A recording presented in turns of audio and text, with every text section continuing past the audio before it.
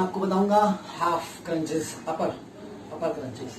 तो ये क्या है, जो बिल्कुल बिगनर्स हैं वो भी कर सकते हैं, प्रोफेशनल भी कर सकते हैं। इसके साथ अपर मसल एकदम स्ट्रॉन्ग। और हर किसी के घर में, हर किसी घर में चेयर, सोफा, बेड या कुछ भी स्पेस जिसके ऊपर आप टांग पसार सकें होगा ही होगा, ठीक है। तो नहीं तो आप किसी जगह को ऊपर रख के 4 डिब्बे नीचे रख के भी कर सकते हैं, बकेट नीचे रख के भी कर सकते हैं, बिल्कुल देसी तरीके, ठीक है। ये टांगे ऊपर रख लीजिए, ठीक है, 90 डिग्री।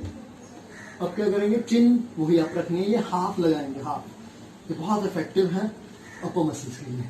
चिन अप रखेंगे, इसको बोलते हैं हाफ क्रंचेस, ओके। ये और चिन अप, जब भी ऊपर है ब्रीथ आउट,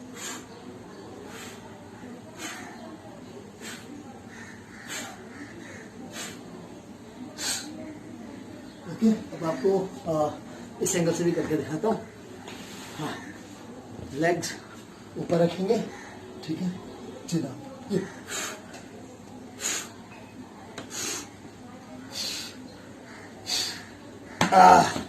अपर कोर के लिए।